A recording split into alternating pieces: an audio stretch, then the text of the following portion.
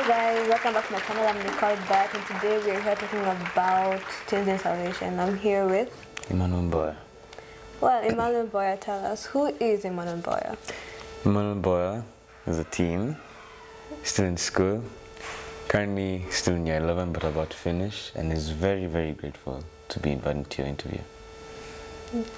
Well, Emmanuel, as a teen going to salvation right now, in your path, how do you stay strong in your faith, and considering all the judgment it has in this generation we have right now? Now, this generation, let me bring up an example. Us teenagers, right? Some of us are either lazy to at least read the Bible or pray to God or say a few words. The first thing we'd want to do would just wake up, use our phone, go on social media, see who this music artist is, listen to the secular music, and so on and so on. Okay, well, I agree with you there. Yes, the church is very lazy. We tend to wake up, and the first thing we do is sort of praying to God, maybe reading the Bible of us, keeping 10 minutes of your morning time to praise God.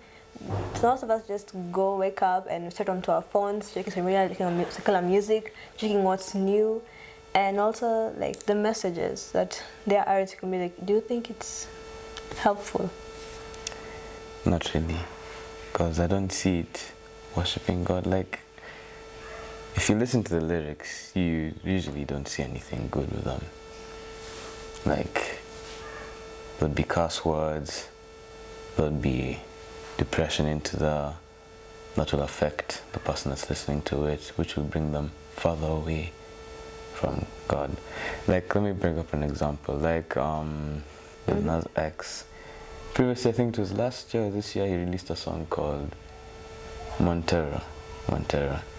And the thing about the music video was the thing that talked about me was that the music video is about him in hell and stuff like that.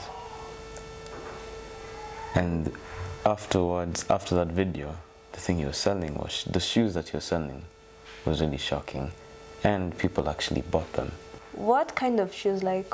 What's wrong with the shoes that he was selling out to the public?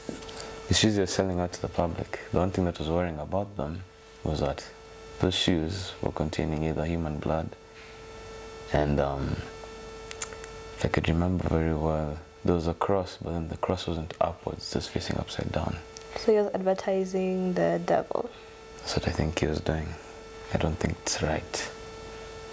So you said the music could affect. What kind of effects do you think it could bring? You said depression, and it could affect them. But how can it affect them in the long term? As in? If someone listens to music that, let's say someone is young, let's say someone 10, listening to secular music about love, the kind of thing that is in secular music, what do you think could affect them as they're growing?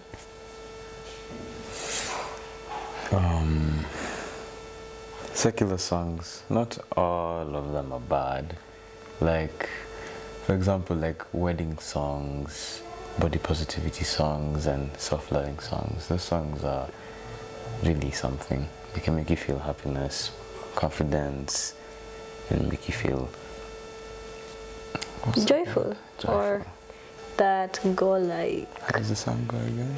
Well, Sunday best, I'm feeling good, like I should, making circles around the neighborhood, feeling blessed, never stressed, and happier.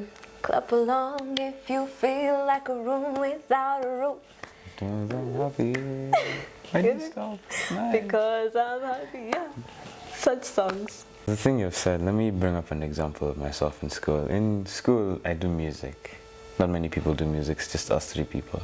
But then, besides that, in music, we're being taught about the periods back then, medieval, Catholic, and all of that. So now, the teacher was saying how the music can be very hypnotizing. Let me quote the word hypnotizing over there.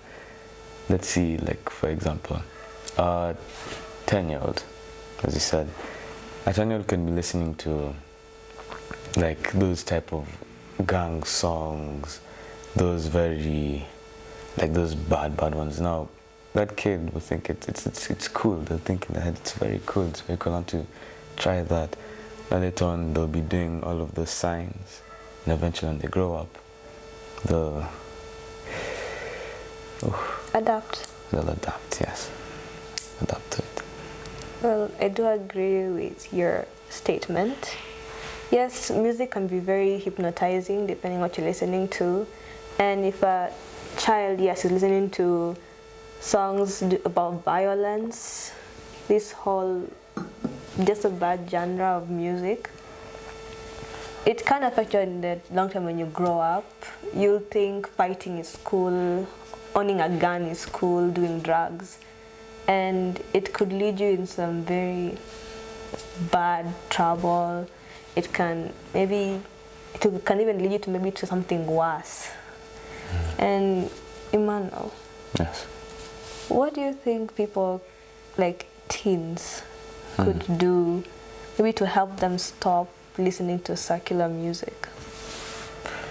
What I think they should do, to be honest, I think they should at least try their best to focus and try read the Bible. If they do, I think they might actually get addicted to the Bible. Like for example, at my school, see, a friend of mine called Munguti, a friend of mine Munguti, his uncle is very interesting. He said if you read the Bible, focus on it, quote those things they say in the Bible, you'll be a changed person. So now what I think is that if those type of people that listen to the secular musics and that have adapted to it, they can at least try read the Bible and see what's in it, and if they find what they're looking for, they can change. That's what I think. Well, yeah, that's very true. If this way can be addictive, and reading the Bible, listening to the gospel, you don't have to start big. You can start slowly. Maybe try reading a Bible verse or like reading a Bible story in the morning. Slowly by slowly, like a few minutes of your day, so it will become an addiction. You'll automatically just think of, yes, I haven't read today, let me do that, instead of thinking, oh, this music is out, oh, it's about gangs, oh, this drama is out.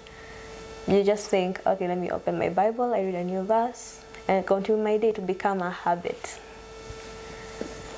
Well, Emmanuel, as I said, you're a man of God. I would like to ask you, what are people's reactions to you being the way you are? Now that I've started doing the CU thing, the CU church, I feel like I've changed, and now because of that, I feel like now people that are surrounding me see that I've become more friendlier. I've become a very fun person to hang around with. Before, yes, I had friends, but then they weren't thinking about me like that. But now that I've started doing these things, they've seen a change inside me. So I think it would be the best idea to start now. Emmanuel, what are these things you're doing? Things I'm doing. Every time I wake up in school, I pray for at least 5 minutes. I pray for 5 minutes, I read the Bible verse, go outside. I usually go outside and pray, but then now it's a Monday. I can walk around the basketball court and pray for like how long I want to. I only have to pray for 5 minutes, go to class, I read the Bible verse, and I think I can start on my day. That's nice. Well, today we talked about teen salvation. I was joined by Manuel Boya, and we talked about how some things could affect teens from music, how you can help grow your faith by making it a habit. Start slow. That's what I've seen today, and yeah, basically how you can affect people, how you can start off slowly, and that it can be cool, right? Yeah. What do you think about Yeah. this topic? This topic it was really fun to talk about, and yeah, it was just really fun, a really fun topic to talk about. Good. I hope you can join me again for another interview. Okay, thank you for joining us in our topic today. And please comment what you think. Please like, share, subscribe, and please ask what you think. Have a lovely day. Yeah. God bless. This is water. Water. Yummy. Oh God.